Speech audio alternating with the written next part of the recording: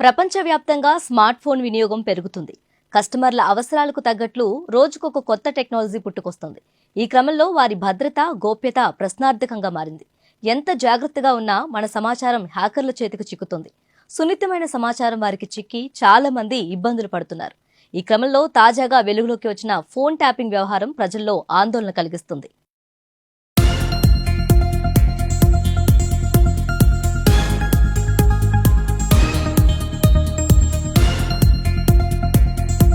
Phone tapping ప్రస్తుతం రాష్ట్రంలో రాజకీయం దీని చుట్టే తిరుగుతుంది.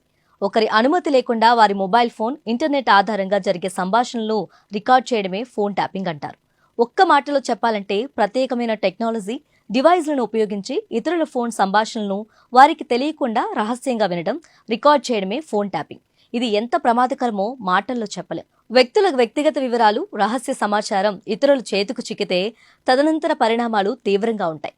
అందుకే దీనిపై ప్రతి ఒక్కరూ ఈ విషయంలో అప్రమత్తంగా ఉండాలి. అయితే అసలు ఫోన్ ట్యాపింగ్ అయిన విషయాన్ని ఎలా గుర్తించాలి? చాలా మంది మదిలో మెదిలే ప్రశ్న ఇది. ఫోన్ ట్యాపింగ్ జరిగినట్లు గుర్తించడం కష్టమైన పనే. కానీ ఫోన్లో జరిగే కొన్ని అనూహ్య మార్పుల ఆధారంగా ఫోన్ ట్యాపింగ్ జరిగిన విషయం ఈజీగా తెలుసుకోవచ్చు.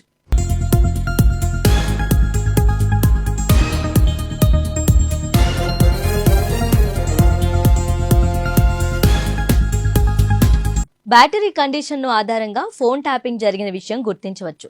ఫోన్ బ్యాటరీ వేగంగా డిశ్చార్జ్ అవ్వటం, విపరీతంగా వేడెక్కటం ఫోన్ ట్యాపింగ్కు సంకేతాలు.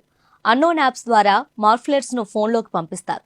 అది బ్యాక్గ్రౌండ్లో రన్ అవుతుండటంతో ఫోన్ విపరీతంగా వేడెక్కుతుంది. గేమింగ్, సినిమాలు చూస్తున్నప్పుడు సాధారణంగా ఫోన్లు వేడెక్కుతుంటాయి. అయితే మీరు ఏం చేయకున్నా ఫోన్ వేడెక్కుతున్నట్లయితే ఆ మొబైల్ హ్యాకర్ల కంట్రోల్లో ఉన్నట్లు అనుమానించాలి.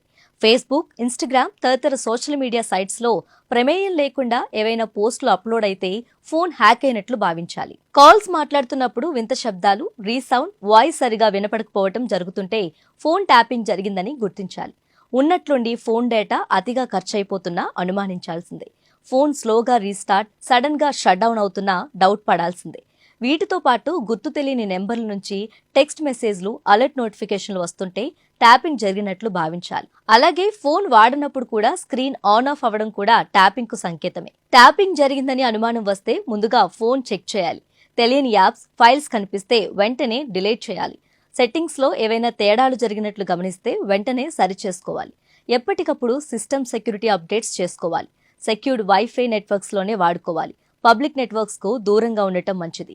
ఫోన్ యాక్టివిటీలో ఏవైనా మార్పులు గమనిస్తే వెంటనే అప్రమత్తం కావాలి. డివైస్ ను ఫ్యాక్టరీ రీసెట్ చేస్తే అందులోని మాల్వేర్ తొలగిపోతుంది.